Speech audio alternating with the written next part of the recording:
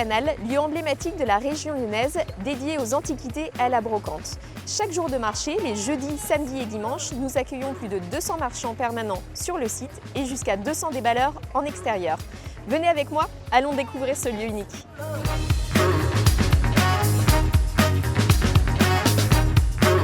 La spécialité, eh bien, ce sont du mobilier, des accessoires de la seconde moitié du XXe siècle.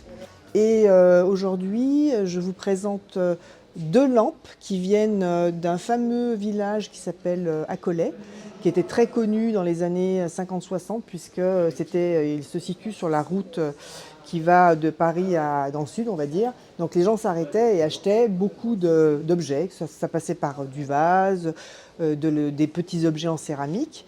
Il y avait énormément de potiers et moi je m'intéresse beaucoup aux luminaires qui viennent de cet endroit parce que ça allie plusieurs matières, la céramique, la résine et le métal travaillé. Donc ça en fait des objets assez originaux et qui ont beaucoup de caractère, c'est ce qui me plaît. C'est vraiment une époque, quoi. Ça souligne une époque. On aime ou on n'aime pas, ça c'est autre chose. Mais ça plaît beaucoup et c'est une cote. Enfin, il y a une cote et ça continue de grimper un peu.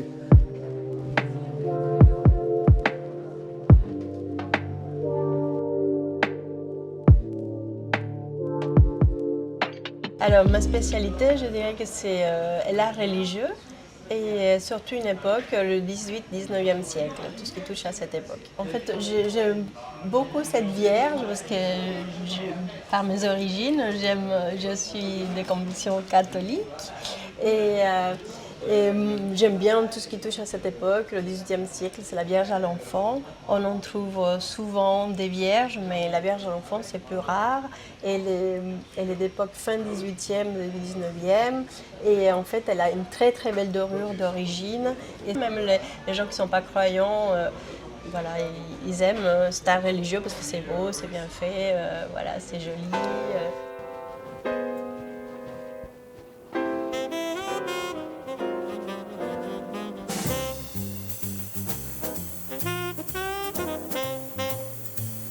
Tout ce qu'on trouve, moi ça sort beaucoup des fermes, pour beaucoup.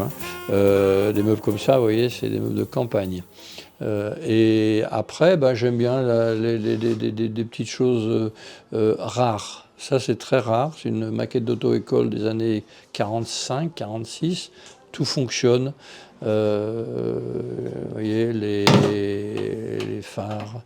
Le moteur tourne, enfin vous voyez, on voit le fonctionnement avec ça d'un moteur d'une voiture. Il y en a d'autres après qui sont faits dans les années 60, mais celle-là, elle est de 45. Je l'ai acheté à la frontière du Luxembourg, mais quand on tombe sur des objets comme ça qui sont complètement hors normes, il ne faut pas avoir peur de prendre sa voiture et d'aller les chercher. Je vais vous faire voir autre chose aussi qui bouge. Alors ça, c'est Hachette. La collection Idéal Bibliothèque, il faisait fabriquer un automate qui était dans la vitrine.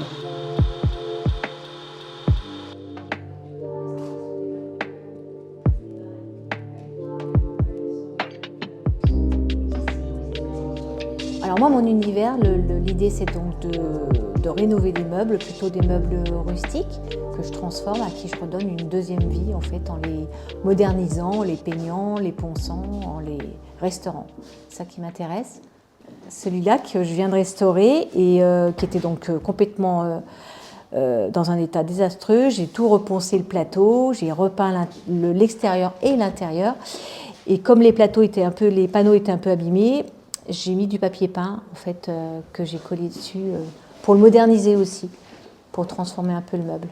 Mon fil conducteur, c'est vraiment l'émotion en fait. Qu'est-ce que ça procure comme émotion? Un souvenir d'enfance, un souvenir de famille, un objet qui nous parle en fait, c'est ça.